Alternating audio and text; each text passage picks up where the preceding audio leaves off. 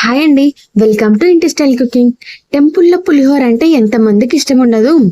భక్తి కోసం కొందరు వెళ్తే పులిహోర కోసం ఇంకొందరు వెళ్తారు. అంత టేస్టీగా ఉంటుంది. మరి అదే పులిహోర ఇంట్లో చేస్తే సూపర్ కదా. మరి అలాంటి టెంపుల్ స్టైల్ పులిహోర సీజన్ కి తగ్గట్టు మామిడికాయతో చేస్తే ఆహా ఇంకేంటి. మరి టెంపుల్ స్టైల్ పులిహోర మామిడికాయతో ఎలా చేయాలో చూద్దామా.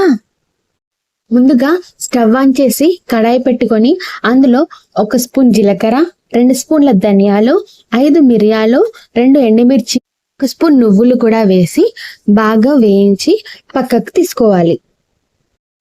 ఇవి చల్లారాక మిక్సీ జార్లో వేసి కొంచెం కసూరి మేతి వేసి ఫైన్ గా మిక్సీ పట్టుకోవాలి. ఇప్పుడు గార్నిష్ అండ్ టేస్ట్ కోసం ఒక చిన్న కడాయి పెట్టుకొని 1 స్పూన్ ఆయిల్ వేసి అందులో జీడిపప్పు వేసి దోరగా వేయించి పక్కకు తీసుకోవాలి.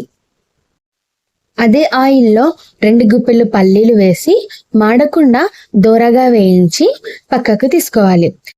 పులిహోరలో పల్లీలు లేకపోతే ఎలా, అందుకే కొంచెం ఎక్కువే తీసుకోండి. తర్వాత కరివేపాకుని కూడా క్రిస్పీగా వేయించి పక్కకు తీసుకోవాలి.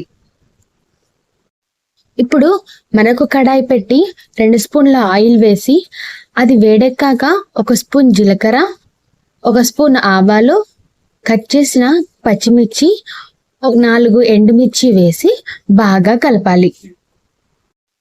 అది వేగాక శనగపప్పుని వేసి దోరగా వేయించుకోవాలి. శనగపప్పు క్రిస్పీగా ఉంటేనే బాగుంటుంది. తర్వాత కొంచెం కరివేపాకు, కొత్తిమీర, తురిమిన మామిడికాయ వేసి బాగా కలపాలి. నేను 2 పుల్లటి మామిడికాయలు తీసుకున్నాను. ఈ పులిహోరకి పుల్లగా ఉంటేనే బాగుంటుంది. తర్వాత 1 స్పూన్ పసుపు, తగినంత ఉప్పు వేసి బాగా కలపాలి.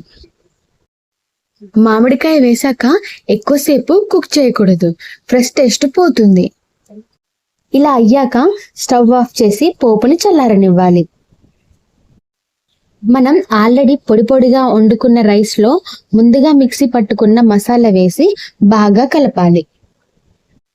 తర్వాత చల్లారిన పోపుని కూడా వేసి మెల్లగా కలపాలి.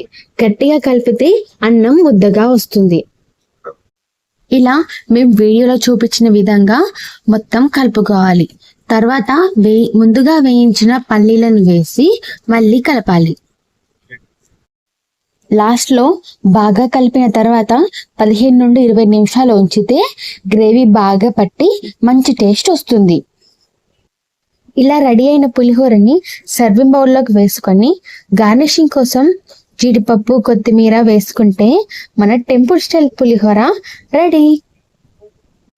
అవును, ఇంతకు మీకు ఏ టెంపుల్ పులిహోర అంటే ఇష్టం? కామెంట్ బాక్స్లో కామెంట్ చేయండి. మరిన్ని వీడియోస్ కోసం మా ఇంటి స్టైల్ కుకింగ్ ఛానల్ని లైక్ చేయండి, షేర్ చేయండి, సబ్స్క్రైబ్ చేయండి. Thanks for watching.